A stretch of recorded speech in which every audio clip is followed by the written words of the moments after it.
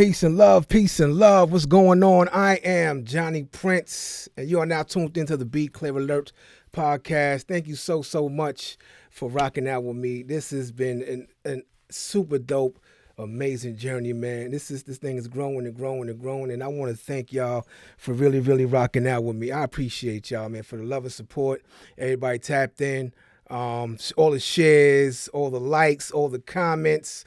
Shouts to everybody coming in the live right now. Shouts to my son. Shouts to my sister. Good evening. What's going on? Hey, listen. I got 100 followers on Instagram. That is major. This thing is growing organically, and I appreciate y'all, man. This is. I really try to bring something different, something organic, something unique to you. I don't want this to just be a regular podcast to talk about anything. I want to, bring solution. I want to bring people up here that'll help you really grow and build, self-esteem, business, whatever you're trying to do. I just want to bring people up here to make us better, to give us advice on from their expertise, advice on things and whatnot. So, that's my goal. That's my aim, and that's why I named it Be Clear Alert, because I want you to be very clear, when you're tuned in to this podcast, because it's to be clear. All right. That's what it is. But once again, y'all follow me everywhere at Be Clear Alert Podcast. I am live right now on YouTube and Twitter. So make sure you follow me. You can go to the Instagram at Be Clear Alert Podcast, YouTube Be Clear Alert Podcast, Instagram Be Clear Alert Podcast, Twitter Be Clear Alert. Okay. So just make sure you share. This is going to be a very unique show. Good evening, everybody. This is going to be a very unique show. I got my good brother, Mr. Marcus Jones. He is an amazing dude. I met him a couple years back, and it's been love ever since, man. And I am glad to have him on. He is a licensed clinical mental health counselor, and he's been doing this thing. And we're going to tap into him. We're going to get all the information that we need to get, because there are a lot of us out here that are really going through it. So we're gonna all of the questions we're gonna ask, that's going in the comments. Don't be afraid to ask the questions. We're gonna get to it. We're gonna definitely get the help we need, for real. But in the meantime, please, before you start anything, please subscribe to the YouTube. You if you're viewing me on YouTube right now, please make sure you subscribe, hit the bell, so you can get the notifications on any video that I drop. Please do that, and please share. This is a very important show. Let's get this out here. Counseling student, okay, here listening and learning. Look at that, Miss Odessa. Thanks for tuning in. Thank you so much for tuning in. Appreciate that. Without further ado, man, we gonna bring this brother on. And again, he is let me turn this down, because I want y'all to see my eyes. You know what I'm saying? I want you to see my eyes instead of the light. You know what I mean? Great brother. We're going to get more into him. And without further ado, please, let me see. Let me get that right. Let me get that right. Help me welcome my brother, Mr. Marcus Jones. Man, what's going on, sir? Yes, sir. Oh man, it's so good. I'm glad that you're on. Yo, right quick, center yourself right quick for me. Move to the left, I believe. Let me see. Yep, like that. Yeah, you're right. Yeah, I want to make sure that everybody. Yeah, there you go. That's good. You you good. I want to make sure you're good. That's what it is. Right. Man, I appreciate you, brother. What's going on, sir? How was your day, man? How's everything going, man?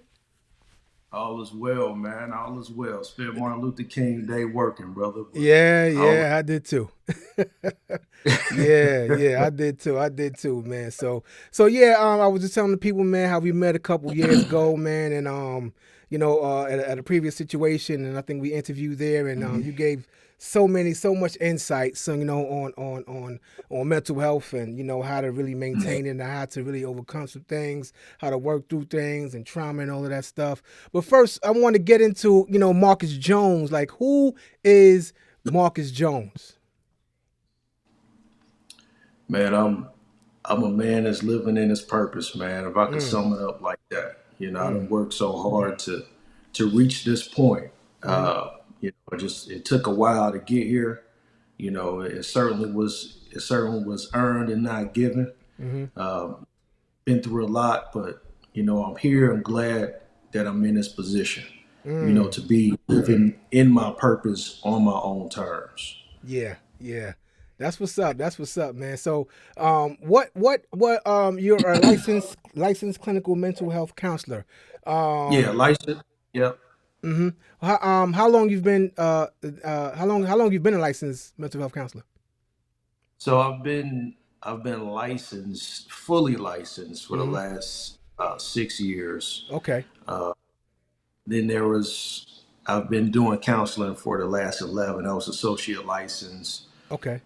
I was actually a certified alcohol and drug counselor before I even became a licensed Wh- clinical mental health counselor. Oh wow, wow. So you went to school for that, obviously. Yeah, Okay, what school you yeah. went to? I got my master's in mental health counseling from the University of Southwest. Okay. Currently finishing up my PhD at West Georgia University. Oh snap! That is what's up. How's that going, brother? It's a mountain. It's a mountain. You know what I'm saying? So it's a mountain, but it's Yo, I'm loving every minute of it. I'm yeah. loving every minute. So once you get your degree, now what's expected after that? So my goal right now, so I'm an approved clinical supervisor. So I do Okay. supervision Okay. for individuals who want to become licensed or individuals who are associate licensed. Mm-hmm. My overall goal is not to fully step off the couch, but Okay. to get to the point where I'm just doing that part time and I'm helping building other counselors Mm. and hopefully get to a point where I'm able to teach at universities, Yeah. engage in further research and things like that. Mm. So that's the 5 year goal. That's the 5 year goal. That's a 5 year goal. Okay. Yeah, Okay. yeah. Oh, that's what's up. So when do you when are you expected to graduate? Looking to graduate next year. Next I year? should be done next year. Oh, this is what's Yeah, up. Yo, we talk Dr. Jones soon, baby. I'm claiming it, you know what I'm saying? That's what it is. Dr. I appreciate it, Jones. brother. Yes, sir. I Yes, sir, appreciate man. that, brother. Listen, I remember years back when we met, man, and you were talking about, what your goals and everything. And to see Yeah, you, 4 years later, I mean, still, yeah, really into it and really doing what you set out to do, man. That's super dope, brother. yeah. And I'm proud of you. For real, because Appreciate I can that. only imagine how difficult it is. You know what I mean? Like you said, it's a mountain. You know, Yeah. and the goal, with you wanting to help other, counselors is super dope, brother. And your blessing comes through that. And this is why you're gonna be Dr. Jones next year. You know what I mean? And I can't Yeah, wait to be there to celebrate with you. You know what I mean? That's what yeah, I'm waiting for that. I want to be there. You know what I'm saying? yeah.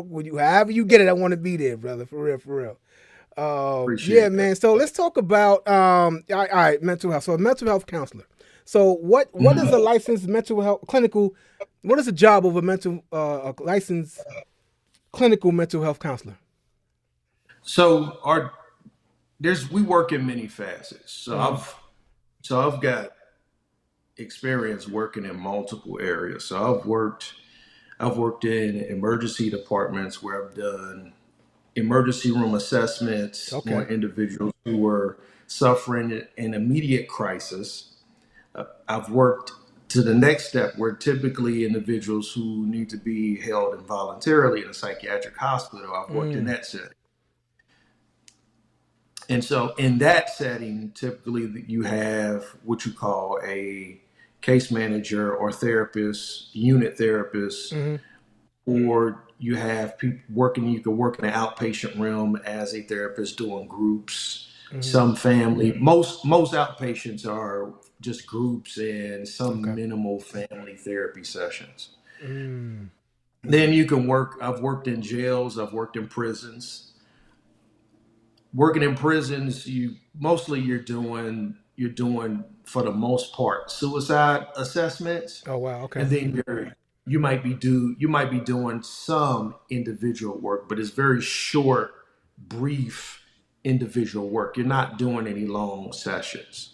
Mm, And then there's community-based counseling where you're actually doing counseling Hmm. with individuals depending on the demographic that the company serves. Okay. And then there's private practice. That is where I am. I'm in private practice where I evaluate clients, I consult with clients to see if they'll be a good fit for therapy or therapy interventions. Mm. So there I employ different treatment modalities to address different situations, to address different issues and things like that. So I may formulate a diagnosis and then treat whatever symptomology Hmm. that may suggest that particular diagnosis. Mm. Wow. Wow. All of that. That's the job of a mental health counselor, pretty much. All of Yeah, that. yeah, Wow. yeah. So you've It's been in many settings, different many settings. yeah, yeah. It's layers to what we do. Yeah. It's a lot of layers to what we do. I've worked in different I've worked in different multiple. I probably worked in almost every facet you could work in. Wow. Almost. I'm not gonna Yeah. say every facet, Yeah. but almost every facet I've probably worked in. Again, from psychiatric hospitals to prisons and jails. Mm. Okay. So is it safe to say that you're like the person that someone talks to before they go to therapy? No, I actually do therapy. Okay, okay. Oh, my bad. So they talk to Let's get me. that Yeah, straight. yeah, See, yeah, that's yeah, what I'm yeah, saying. yeah. Okay. Yeah, I'm the actual provider. I'm in Oh, private practice. I'm the actual provider that they gotcha. come see.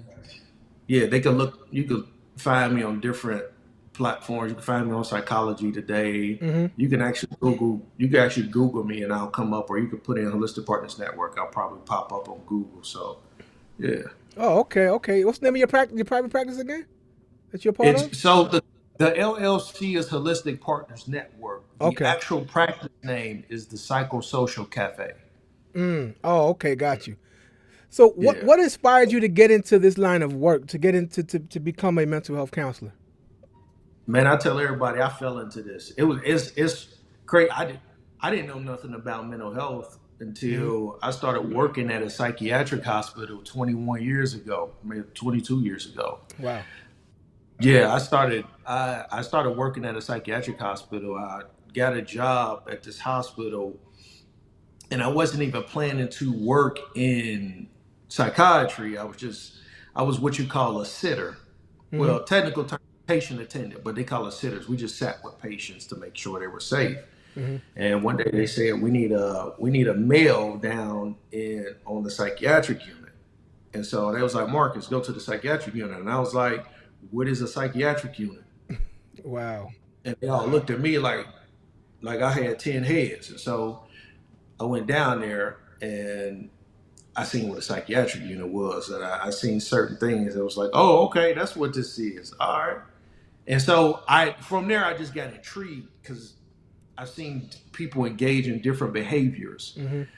people hearing voices and talking to themselves, and I just got really engulfed and interested in what makes the brain do things Mm. like that, Mm. and is can that person really be can that person really be helped in some capacity? And the first the first thing I ever read, it was at that time, I might be telling my age, but the first thing I read was the DSM-3. It just changed over from the DSM-2. It was the DSM-3 Okay. at the yeah. Wow. Wow. So it kind of fell into your lap. Wow. And then it was Yeah, history ever yeah, it just since. kind of fell into my lap. Yeah. Wow. That is amazing, man. What is there one thing that you're finding out? You know, administering therapy to people. Is there one particular thing? There are a there's multiple things actually. There's a lot of untapped areas now that mental health still needs to get to Mm. catch up with. Mm-hmm. And there's more coming. Mental health is ever changing and ever evolving. You can't just graduate out of college Mm-hmm. with your master's and think that that's it, because Mm. that's not it. In fact, if you think the textbook is going to get you, like it's not Mm-hmm. going to get you to this place. So just finding out that there's many different things with people that need to be treated, or need to be sourced to some sort of psychosocial issue that they've had Hmm. either in their past or in their present that they might be avoiding. Mm. Wow, wow, wow. So let's talk about trauma, right? Because I think that, even a lot of people that I know, that are dealing with, Yeah. past trauma, childhood trauma, some Yeah. sort of, trauma, and it's very, very difficult for them to, just maneuver through life with this trauma. Right. I realize, with the close ones that I know and love, that they store a lot of it. And again, trauma, there's layers to it because it's stored here, and it's also stored in the cells, like in your muscles and everything. Talk Mhm. about like what is like the different levels of trauma, and how important it is to really tend to it and try to uh, release it, and what is the best thing you can do for someone dealing with trauma? What is the best thing someone can do for dealing with trauma? So there's multiple aspects to trauma. There's secondary trauma, Mm-hmm. which you experience either by watching something or seeing a life or death or life threatening situation or some Mm-hmm. sort of abuse happen to somebody else. That's also, it's sort of synonymous with vicarious trauma, but vicarious trauma was a term actually coined for individuals working in a helping field. Mm-hmm. When we hear somebody else who has went through a traumatic experience, or we hear those experiences multiple times, Mm-hmm. we might experience what you call vicarious Mm-hmm. trauma.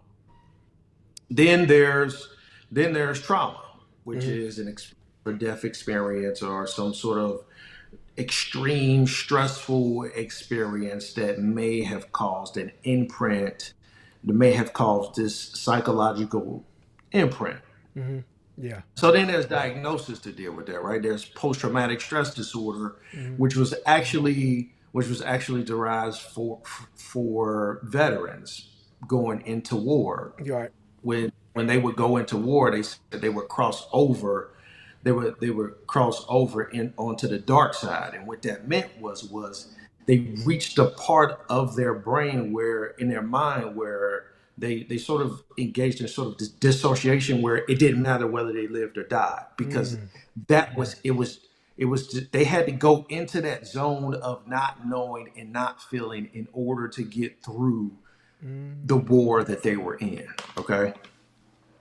And so there's different levels, different degrees to trauma. Trauma is very much layered. How trauma is treated? Trauma is treated in a lot of different ways. There's Mm-hmm. there's hypnosis. Mm-hmm.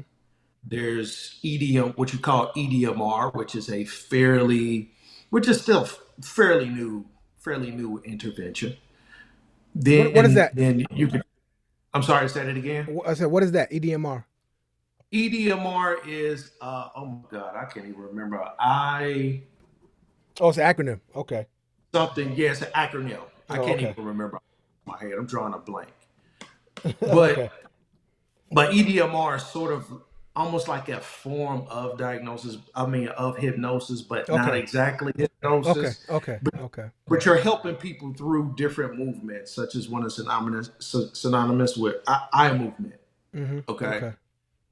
And so that's a trauma intervention, and then other theoretical bases are dialectical behavioral therapy and cognitive Mm-hmm. behavioral therapy interventions, and there are other interventions. Acceptance and commitment therapy is another intervention that is typically used for trauma. But to answer your last question, Mm-hmm. how can an individual what can an individual do to help themselves, or how can Yeah. you help someone who has Like a experienced daily love practice. You know what I mean? Like they can do. a daily? Meditation is really good. Mm. Meditation is really good. Staying into having a practice of staying mindful. Mm-hmm. A lot of people have a difficult time with meditation because they say that their thoughts race. Mm-hmm. And so what I would say to that is allow your thoughts to race. Allow them to run through. Mm-hmm. Because it's when you start to fight against those thoughts, that's when you start to struggle with the meditation. Just allow those thoughts to run Right. because it helps you to meditate. But meditation is really good.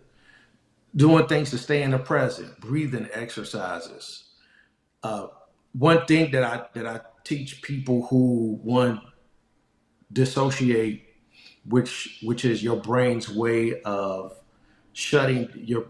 protecting you by shutting down when there's extreme trauma or stress. I give people the technique of the five senses. Five things you see, four things that you hear, three things you could touch, two things you could taste, one thing you could smell. Mm. So I give them the five senses because it helps them stay in the present. And actually, I give this to individuals who may experience extreme anxiety, who may be experiencing sort of like a mild panic attack, Mm. so to speak.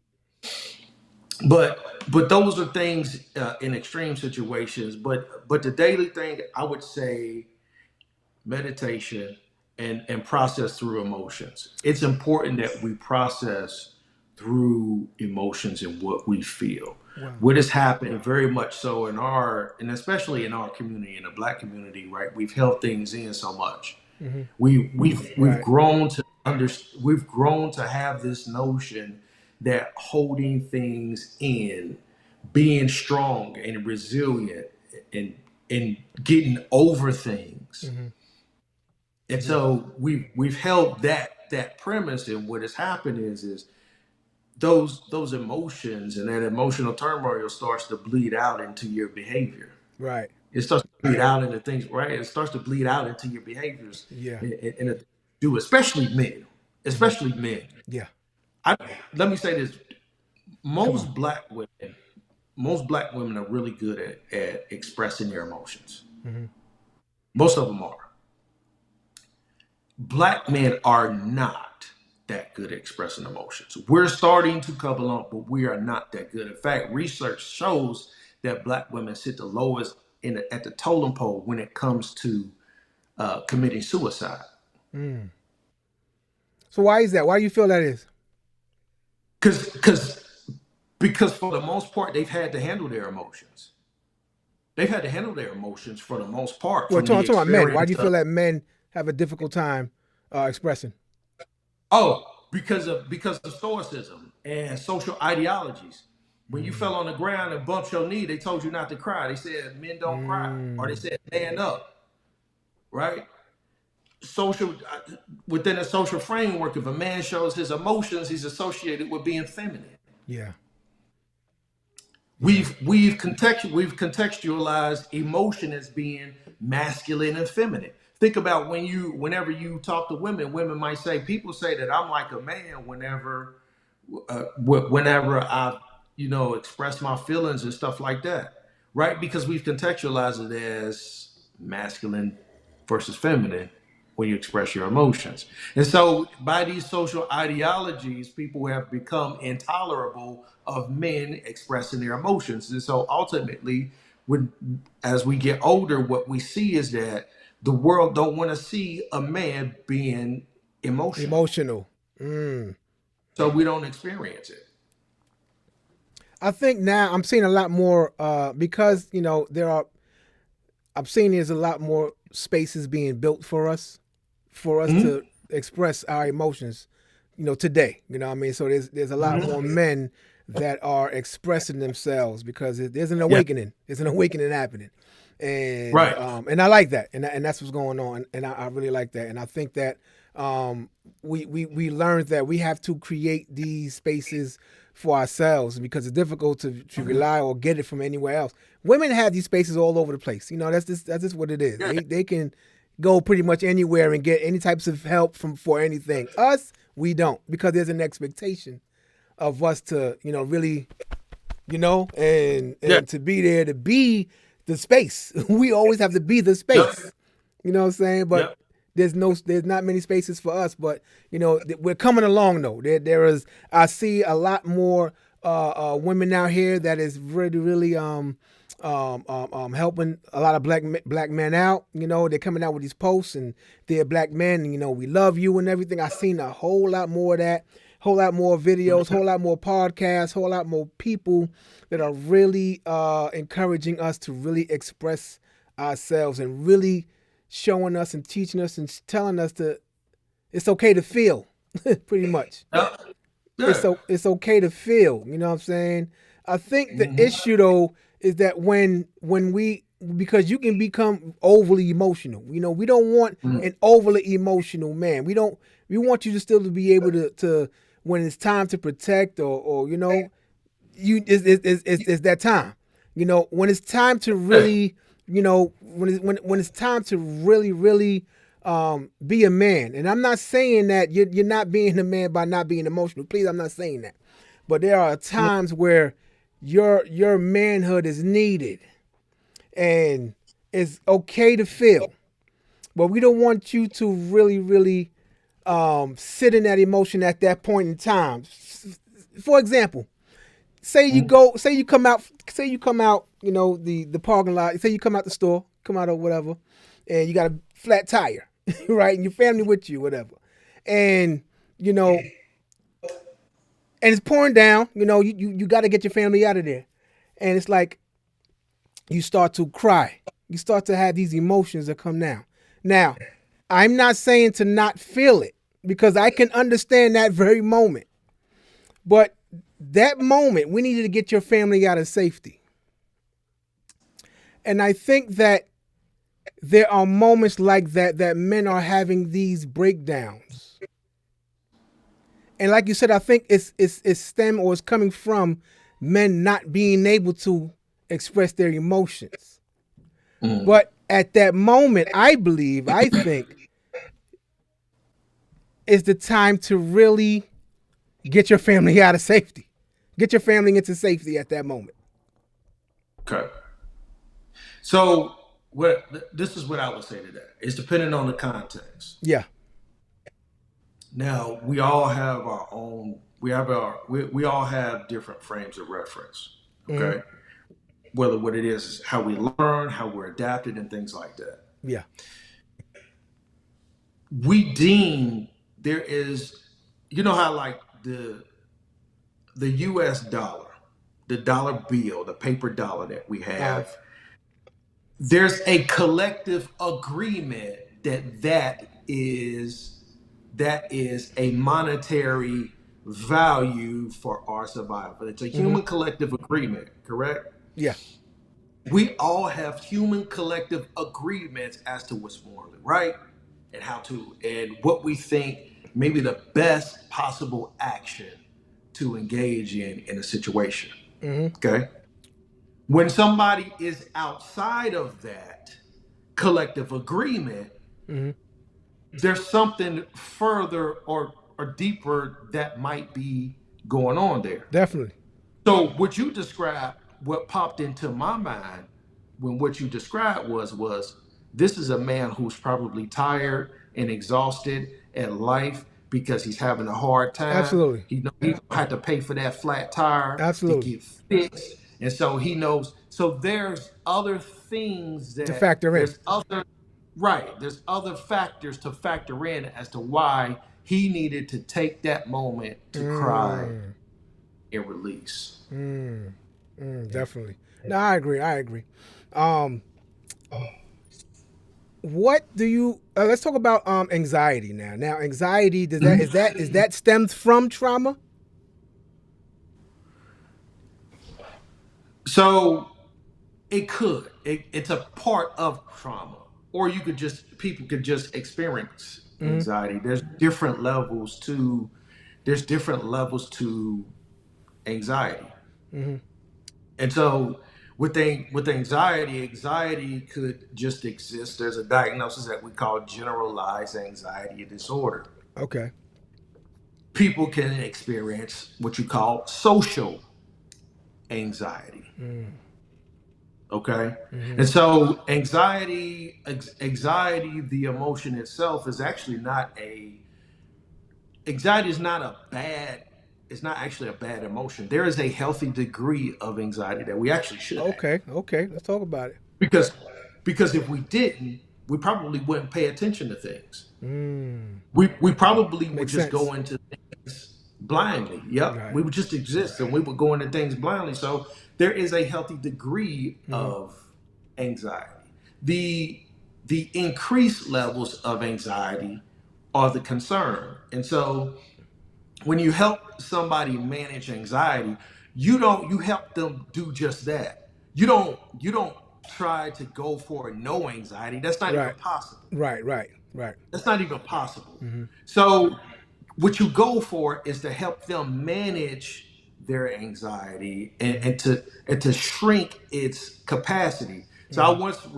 I once heard a personal trainer say, "Well, fat cells never go away.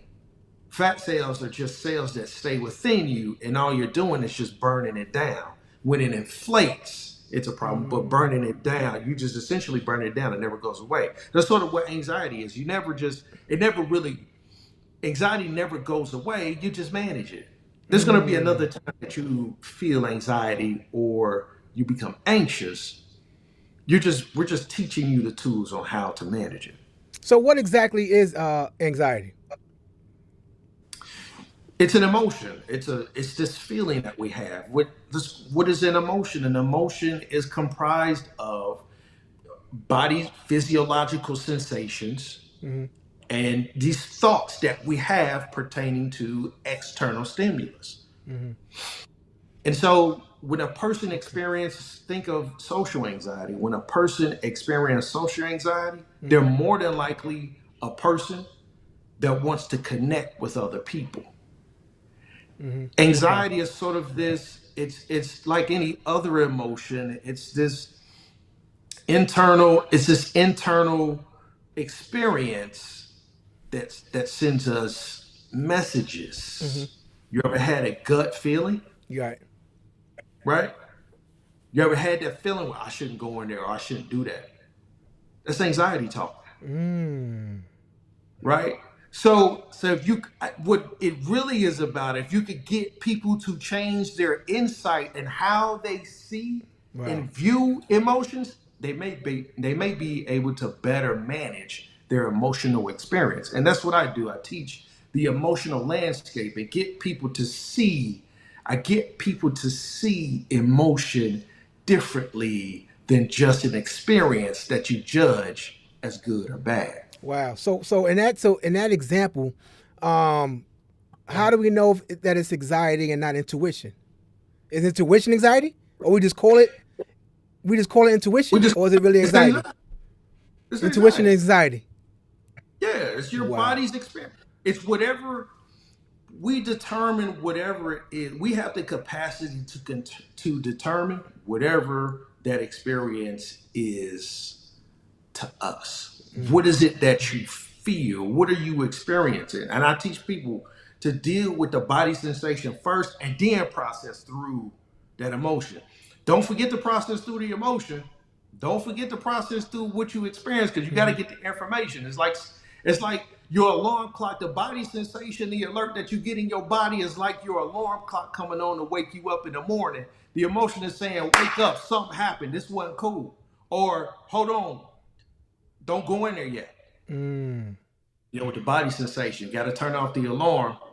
Now let me figure out what information I'm getting out of this emotion, Wow. Wow. So anxiety, intuition is anxiety, pretty much. so to speak. So Yeah, to so to speak, speak. it's Right. it's really at its core, it's really subjective. But Right. Yeah. Right. Right. but Nah. essentially, yeah, Yeah. you get this feeling of something isn't right. Right. What do we see? Intuition, right? Mm-hmm. Mm-hmm. What do we say when things happen and we already had this feeling that something happened and we're like, I knew something told me not to go into that situation. Something told me not to do that. So that's the healthy dose. That's the healthy anxiety you're talking about. All emotions are healthy. Mm. All of them are healthy. Mm. In regards to anxiety, you're saying that there's a there's such thing as healthy anxiety and Yeah. anxiety that's not And there's healthy for just you. an increase. There's just an increase. What's not healthy is how what maybe how you're experiencing the level of anxiety. So when it's increased and you have this increased level of anxiety, as a Hmm. therapist, I want to deal with the reason why your anxiety is so high. I'm not Mm. really dealing with the anxiety in itself Right, to say, right, let's get rid of the anxiety. I just want to know why you on 10, right, right, right. right? Basically, I'm like, why you on 10? Let's get you back down to, let me show you how to get Yeah. back down to a 2 or 3. What is you seeing in a situation? What have you experienced in your past that's related to this, that's got you at a 10? Because right now, this situation look like you might only need to be at a 2 because you're not in Mm. danger. Let's deal with the exacerbation of what you're experiencing. Okay. I want to get into fear, right? Okay. Yeah. And the fear, how it's allowed to have so much power in a lot of people. And Mhm. I've noticed that people are creating more trauma for themselves out of Mhm. fear of, you know, the unknown, fear Mhm. of things actually working out, things of actually not working out. Yeah. What do you say to, because fear is there like a can you, is there such thing as being too fearful or too, to where it really um stops you from even like going out? I guess you call that depression. I don't know, but I know that fear really, I see fear really Mhm. stops people from really just living life, just doing anything. So, Yeah. what are your take? What is your take on fear itself? Fear is sort of a repulsive emotion, or that emotion that you feel like your needs may not be met, Hmm. right? Everybody sometime at some point will experience a level of fear, whether they want to admit it or Hmm. not.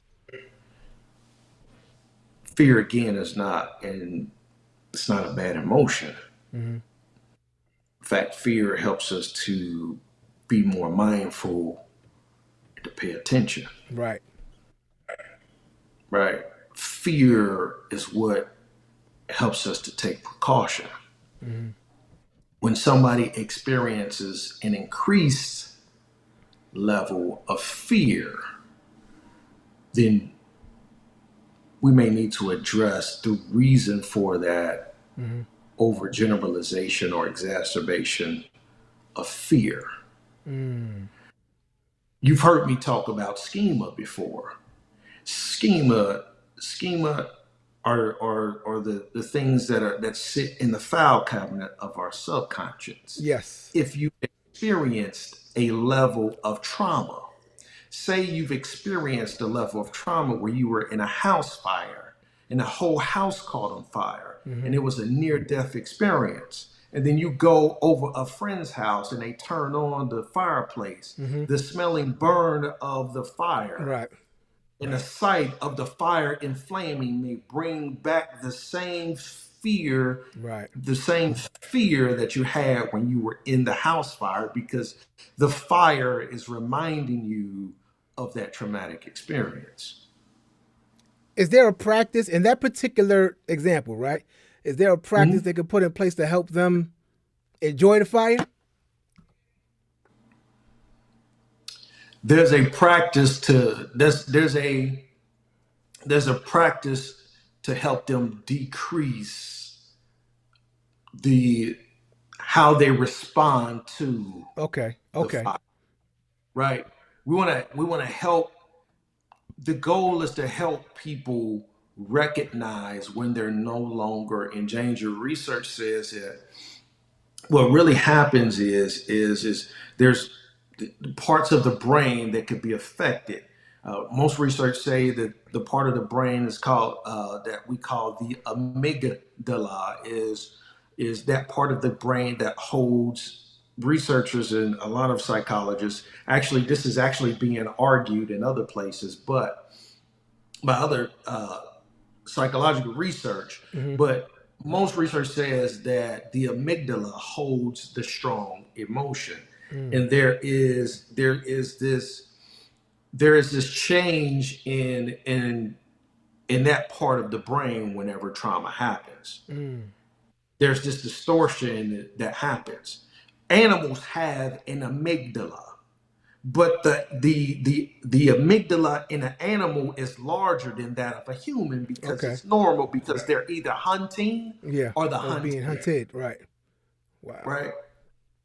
Ours is smaller because we're not in the jungle, and there's Mm. no need to continuously feel that we're in danger. And so when somebody feels that way, we've got to address what might be causing, what situation in their minds this may be related to that's causing that excessive amount of fear. Mhm. That's interesting you say that because, I can even from 2008, when we had that recession, and Hmm. just keeping on going until the pandemic, um, Hmm. and could it be a possibility because we don't use that part of the brain, and because more people have lost their houses, more people lost their jobs. There is people out here. We struggling out here. There's a lot of us really struggling, and we went from doing really well to doing really bad. So now could that be the thing? Could that be what's going on right now? What did you describe that, the amygdala? The amygdala. It's the Amygdala. part of, yeah, it holds Right. a strong emotion. Right. So, so to answer, so what could be going right now is that people experience a traumatic experience, and so that fear, once they hear the news talk about the economy, Mm-hmm. once they hear housing rates are starting to go up, once they hear things such as war and things like that, Mm-hmm. they start associating and saying, okay, here we go, we get ready to come back into another experience, right? There's when they say there's a new strand of COVID, people Mm-hmm. may be panicking, about to be another shutdown, right? And so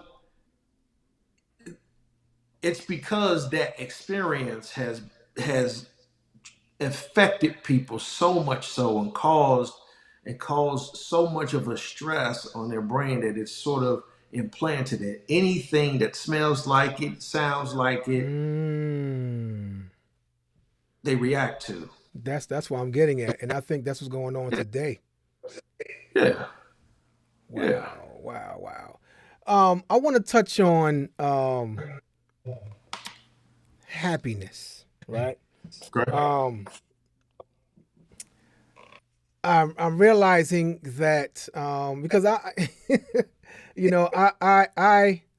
a lot of people confide in me. I have the ability to Mhm. really affect people. I don't even how you Yeah. describe that, but anyways, when they sit down there with me, and I'm noticing that there are many people that are just concerned about what makes them happy, doing what makes them happy.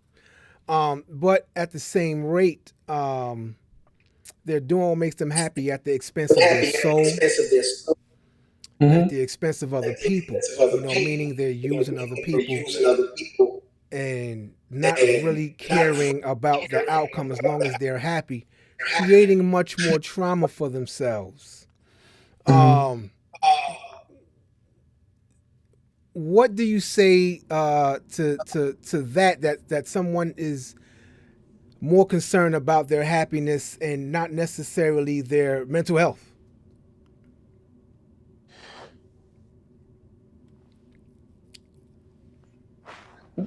That's what's going. I'm because I see the posts.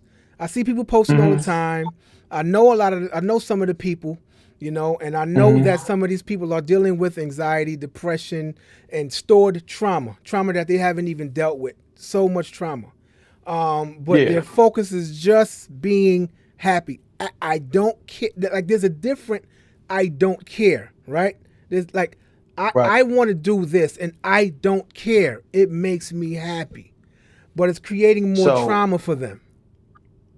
Not so realizing. so that is what you would call, sounds like what you're explaining is what we would call experiential avoidance. Mm. And so what that is people are determining that the emotions that they feel are bad and they just want to feel Mm. good. So they Mm. become obsessed with feeling good, so much so that they'll try to fight or avoid feeling bad and do Right. whatever they feel is necessary. People do it when that's what people do when they have an addiction to drugs, to porn, and to sex. Right. Is they use different measures to escape those uncomfortable emotions Mm. so that they could feel what they determine to be good. Right. And like you said, I think people are it's every emotion. It's good to feel. It's good to feel the emotion, whatever the Yeah, emotion is. We just don't. whatever it is. As long as it don't land you in jail or doing something bad, we don't want that. But it's important to feel it. It's important to So acknowledge it. and so that's the thing too, Prince, is when it comes to behavior, Hmm. when it comes to behavior, a lot of times people fight emotions so much so that they engage in these unhealthy behaviors Mm. or maladaptive behaviors. Think about this. When you was in school, you was younger, you was in school, you got mad at somebody, they got mad at you, and y'all fought. The Hmm. reason y'all fought was because y'all wanted to fight because the winner felt like they was gonna feel good Right. after the fight. They did it to feel good after the fight. People really don't process through their anger and those emotions. And so when you start to practice processing through what you feel, you may start engaging in more healthier behaviors. Mm. So it's very healthy to feel, y'all. It's very healthy to feel Yeah. and not avoid certain feelings, right? Because I think the issue with a lot of Mhm. people today is that they're just trying to feel good, but not allowing to let to feel certain things. And that feeling that you're avoiding could be the very one that could liberate you. You know what I mean? The very one that could really Yeah. set you free or really help you, in what you're dealing with. Help you with your anxiety, help with your depression. Depression now. Let's talk about depression. What what is what is depression? So depression is a mood, it's an emotion. In Okay. fact, there are actually psychologists right now that are fighting there's a what we call a DSM-5. It's Yeah, a yeah. book for clinical Mm-hmm. diagnosis. There are actually psychologists who are fighting against depression actually being a A diagnosis diagnosis? because they, Why? yeah, because they're saying that what they're doing is creating what is essentially a mood or an emotion Mm. to be an actual diagnosis, and they're saying it's not a diagnosis, it's a mood. So Mm. when it comes to depression, oftentimes it's somebody who has a difficult time fully feeling. Mm. It's somebody who is, you may have several different onslaught of emotions, but you're having a hard time feeling them. You don't want to feel them. Mm-hmm. You want to avoid them. You want to get rid of them. Mm-hmm. You're resisting and you're fighting instead of just saying, all right, let me deal with this emotion. Mm-hmm. So when it comes to depression, it's sort of like walking down the stairs trying to find an open door. Mm. And the more you try to find that open door, the further down you go down the stairs. What an analogy. Oh my goodness. I've never heard it like that. That is exactly what depression is. Going down the steps trying to find an open door. And the Mhm. further you go, the further deeper you get into The Mm. depression, because there ain't no doors down there. Mm. Wow. So what? So what are some daily practices that one can do to help manage? Okay. Well, first of all, do you agree that they should take it out? The what do they call it? The diagnosis Bible. I heard it say like that I'm before. still, I'm still, I'm still, On the fence about it. yeah, I'm still on the fence. I'm still on the fence because it Mm, is something that needs to be very much treated. It's a part of different other diagnoses. It can be attached to other things and other diagnoses. mm-hmm. So I'm still sort of on the fence about. I'm still sort of on the fence. So I'm not. I'm not yet Okay. fully well researched on that part of it, but Mm-hmm. it is. It was a peer reviewed article that I read. Mm-hmm. Um, Yeah, but is it do you understand why they wanted to take it out, or do you I get could it? see I could see their view of it Mm-hmm. being more of a symptom, just a symptom than a diagnosis. Or a symptom of, or just a symptom It of could be a something? symptom of several things. You've got Okay. bipolar disorder, Okay. where there's two polar opposite mood states. That's mania and there's depression, right? Mm-hmm. Where they say bipolar one is more so mostly mania, bipolar two is more so mostly depression. Mm. Okay. So, what are some daily practices that one can do to manage depression? Or is it something that But that you can get? Is that a mood that you can totally get rid of, or just manage? it's let me say it like this: emotions are like ocean waves. Mm-hmm. What everybody understands, whether it's a surfer or a parasailer, is that you cannot fight a wave. In fact, if you try to fight a wave, you put yourself at risk of drowning. Absolutely. Absolutely.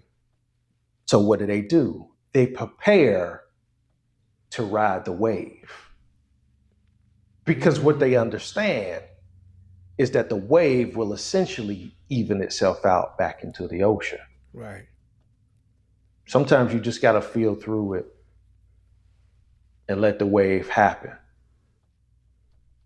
So, if you have wave after wave after wave, what do you do? That's where the manic come in at or something?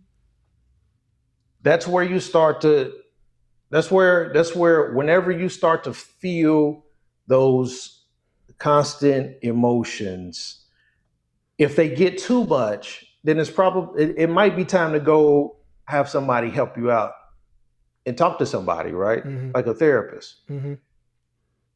But in order to deal, if you're asking for strategies in order to deal with that emotion, some things that you could do if you find yourself in a deep cycle is try to do different healthy things like boosting your serotonin, which is Mm. you could run or jog or exercise, right? Boosting your endorphins by finding something to laugh at, Mm-hmm. Mm-hmm. boosting boosting your dopamine level. Find something you really, something that creative or something like that that you really enjoy doing and things like that. Right.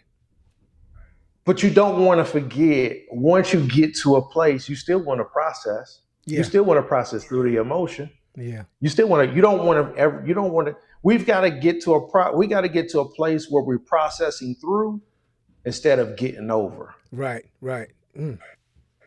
I, that is another issue as well. I think that people are just trying to get over or around it, or instead of just getting, trying to find ways to get through it. Yeah.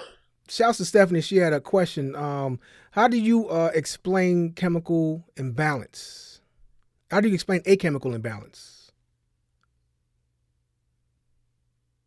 How do you explain a chemical imbalance as related to? Could she clarify that? If you can Was clarify she?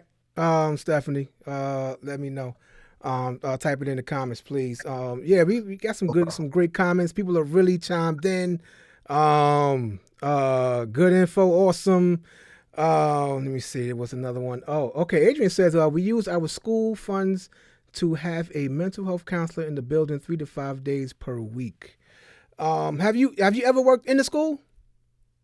Yes, I have. I've You worked have. in high school and elementary school, and I think that is something very much needed inside of the Mm, schools. Is they every school needs a mental health clinic. okay. Stephanie said in relation to depression. Oh, okay, I got you. So this is what I can say. When it comes to extreme emotions, what we understand is that a hormone is released in our body that we call cortisol. Okay. Okay. Now watch this. Follow me real quick. Mm-hmm. Cortisol controls heart rate, blood pressure, Mm-hmm. sleep wake responses, and the release of cortisol is the axis release of cortisol releases what we call inflammatory cells in the body that we associate with sickness. Now, everybody has what you call a cortisol. Everybody's cortisol is measured. They can measure your cortisol. It's called the diurnal cortisol slope because everybody has to have a balance of Mm-hmm. cortisol Mm-hmm. from wake up until the time they go to sleep. You have to have a certain amount of balance in your body of cortisol. Whenever you experience stress, Mm-hmm. anxiety, or extreme emotions such as that, there is an increase in the level of cortisol. Well, what happens? You put yourself at increased risk for things such as diabetes, high blood pressure, Mm.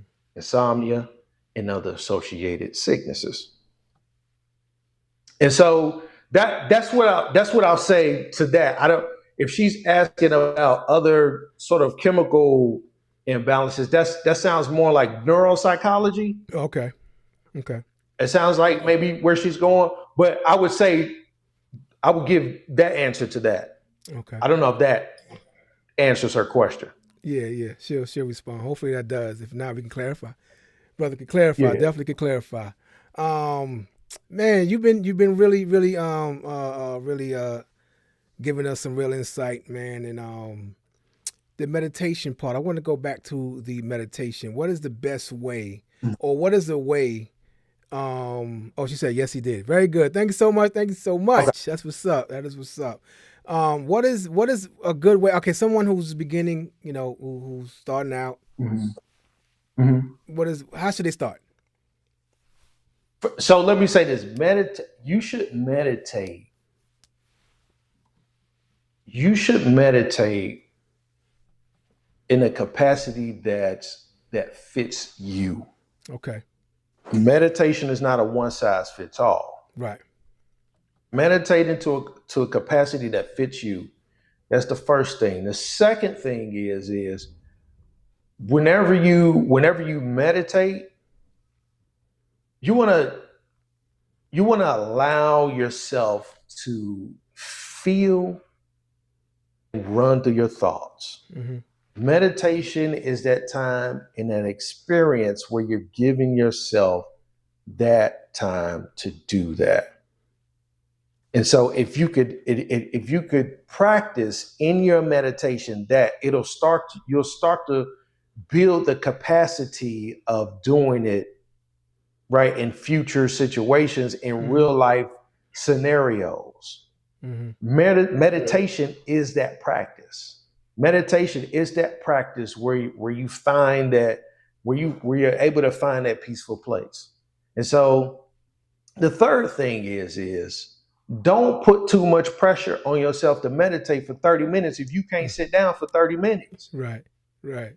Sometimes you just got to start with 60 seconds and it's Yeah. okay. Right. And then build up to that 30 minutes. Like it may take you a while because somebody gonna say, well, I got ADHD. I got to be moving. I got to sit down. I got to do all that. Mm-hmm. Start out with 60 seconds. That's okay. Mm. It's okay. Start out 60 seconds, move up to 2 minutes, move up to 5 minutes, and then just creep up as you start to build your ability to do it. But don't put too much pressure on yourself because if you put too much pressure on yourself, there might be a time where you just say, forget it. It's not meditation is not for me. It Right. can be. Meditation can be for you. It's just building your practice up to do it. I hope that answers your question, no D. She said that meditation is kind of hard to do. I struggle to chase away all of those instructive thoughts. Yeah. So Yep. like you said, just start with the 60 seconds. You know what I mean? And Yep. you know, And also tell her this. you When telling her she now.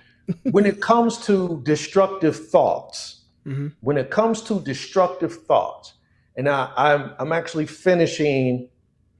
I'm actually finishing my curriculum on this, but Okay. I'll give you a piece of it. When it comes to destructive thoughts, those thoughts are typically thoughts that are attached to our level of self-esteem, and that part of low self-esteem. Our Mm. self-esteem sits on a plane of low to high. The lower end of our self-esteem is those things that speak to us that say, I am not, I cannot, I will not, it's impossible, and it won't never happen. Right? That's the part of our self-esteem that we call the prosecutor. When people Mm. say that we can't do, when people say things about us, they speak to our prosecutor. Come on now. But then on the higher end of it is our defense attorney. The defense attorney is the person that says, I can, I will, I am, Mm-hmm. and it is possible, and I can make it possible. Mm-hmm. Right? And so sometimes when you have those destructive thoughts, sometimes in your meditation, you can start saying counter arguments to everything the prosecutor is saying. There's a balance between the two. The Mm-hmm. prosecutor keeps things into perspective, and the defense attorney motivates us. Right. And so find what it is. See if you can go fishing and see if you can grab on to whatever that destructive thought is, and see if you could find a positive thought that counters it. Come on now. What is one way you can suggest for someone who has stored trauma? What is one way they can begin to, unbag trauma? I would recommend they go see a therapist. If it's that to that extent where you just haven't even, if it's been a while, Mm-hmm. and you haven't unpacked that trauma in a while, I would say go see a therapist, because it's really tough to unpack trauma that's been held in for years, because it becomes difficult for us to manage it, and that's for anybody. Like Mm-hmm. it's difficult to manage things.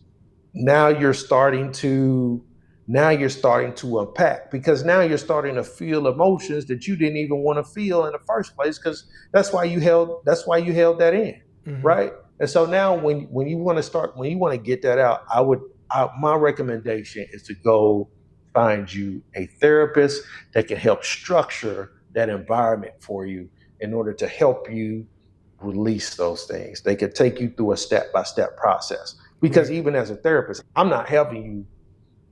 We got to do at least 4 to 8 sessions before I have you even start unpacking that stuff, because I got to Mm. teach you the basis on how to deal with your emotions and your thoughts when we start unpacking that stuff. Let me Mm-hmm. teach you how to deal with it before we start to release those areas. Are you for therapy for years and years and years? Is that healthy?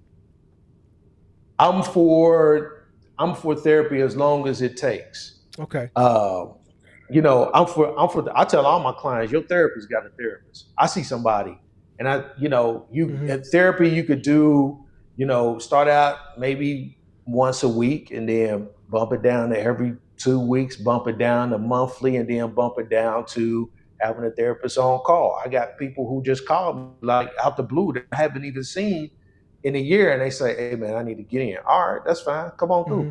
through. And so you could therapy can be the great thing about therapy is that it's open for you to do that. You have the capacity to do that. It's just all about getting to a place where you want to get there and actually sit down and unpack some things. Is there a such thing as getting too much therapy or going excessively? Is there a such thing?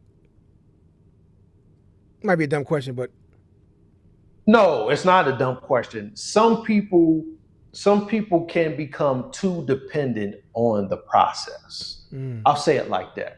I won't say there's too much therapy, but some people can become too dependent on the process. And typically that's somebody who they may have a fear of going out on their own, and they've become so engulfed into the process where, they don't feel the confidence in order to step out.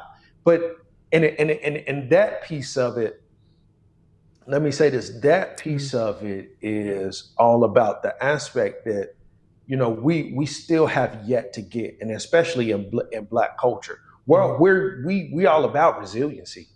We could talk about resiliency all day. We know we can look at our scars. We can look at our scars and our wounds, and we can say, I've been through these things, and I'm resilient because I go through this stuff. Right. But what if you can look at your scars and your wounds and you say, you know what I learned through this situation, from this scar and this wound, was I needed to do this, I needed to do that, and I needed to do this. And so the next time I experience and life start lifing, I'm confident in my ability to function through that situation. That is called self-efficacy. And so as a therapist, it's my job to help teach. I show you resiliency, but I help to teach self-efficacy. Is there a such thing as being healed from something? Explain that further. Or like, okay, so you go to therapy to kind of heal from some trauma that you went through in your childhood. Oh, so you say heal? Yeah, healed. You say heal. Yeah, healed. Yes. Yeah, yes. Yeah. Yes. Healing is a process. Right. So there's such thing as being healed from something. Yeah, it's a process. Healing is a process, and healing doesn't look the same for everybody. Right. But yes, absolutely. No doubt. Great segue into your services. Let the people know if they can hire you or if where can they find you and everything, and let it out. Let the people know what's up. So I am. My practice is in Norcross. I do have a office, so I do in-person and virtual services. You can reach me for services at my email, therapy@psychosocialcafe.com. You can also reach me. You can DM me. People DM me all the time on Instagram at the Psychosocial Cafe at the Psychosocial _cafe. Okay. And then you can also find me on Psychology Today. You can also find me. You can also Google Holistic Partners Network LLC. Most of the time, I'm the first person that pops up on Google. And then you can also find me on TikTok at the Psychosocial Cafe. Okay, one more, real quick. I have a comment here. She says, speaking of trauma, more than once I've found peace with my traumatic experiences, and then years go by without a single symptom of PTSD, and bam, it comes back and slowly re-escalates. Is that normal? Yes, because it's not that it ever goes away. It just flares back up. It just flares back up. And so my advice to her would be, go back to the time that you found peace and use the tools, because you'll be able to pull those tools out to where you found that peace. If you've practiced a level of forgiveness, go back to that place of forgiveness. And it just flared back up. I wouldn't look at it as a bad thing. You're not decompensating. You have not regressed. Sometimes things just cause that PTSD to flare up, but I would not beat yourself up about that. You've gotten to a place of peace, and I would be confident in staying in that place. No doubt. She said, thank you. Man. Once again, where could they find you at now? Where could they book you at? So they could email me at therapy@the Cafe. You can find me. You can also find me on Grow Therapy. Okay. You can find me on Alma, Sonder Mind, and they could go find me on ZocDoc and Psychosocial and Psychology Today. Oh, okay. These are all places where you can go and research a therapist. Yep, you can all. Yep, these are all places you go research for therapists. Oh, and therapy for black men. I'm on therapy for black men. Come on Or now. it don't even have to be me. If you're looking for a black therapist, therapy for black men. If you're looking for a therapist for you, you're looking for a therapist for your boyfriend, your husband, the man that's in your life. Go to therapy for black men. It's a good place to find a black male therapist. Man, I had to write that down. That's what's up. That is what's up. And Hey, brother. therapy, yeah. Now, again, what you saying? Therapy for black girls too. Therapy Oh, for they have black there for girls black girls too. too? You Oh, can find okay. a black female therapist. Yes. Oh, say less. See, listen. Okay. Well, that's great, man. Brother, man, Mr. Marcus Jones, man, I appreciate you, man, for being Yes, on, sir. man. Bro, come on. You gave great insight as you usually do, as you normally do, man. And you know, it's been always love, man. I'm a huge supporter of you, man. And man, I thank you, man. I'm glad we stayed connected over the years, man. And it feels good Yes, to sir. see you really doing your thing continuously. And you about to be Dr. Jones next year. I cannot wait to call my brother Yes, sir. Dr. Jones. Matter of fact, Dr. Jones, thank you so much for being on Be Clear Alert. Man, I really appreciate you, King, man. And we're gonna stay connected, brother. If you may have to have you come back on Yeah. because you know it's so many people, man, that needs this, man. So you know, man, just be on the lookout, man, to be back on, brother, man. For real, I appreciate you. Yes, man. sir. I appreciate you, man. Thank you so much, man. Have a great evening. Appreciate it, brother. Y'all, man, listen, thank y'all so much, man, for rocking now. This was dope, y'all. Thank y'all.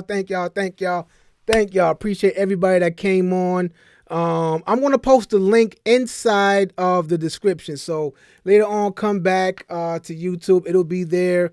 I'm gonna post it on my Instagram and my Twitter. So all that'll be there. Man, I appreciate y'all. Thank y'all so much. And I want to say, y'all, that you know, happiness is good, but I don't want you to lose yourself and just focusing on being happy. I appreciate everybody really taking time to really, make it about them, but I don't want you to lose yourself. I don't want you to, use people and abuse yourself and sell your soul in the sake of happiness.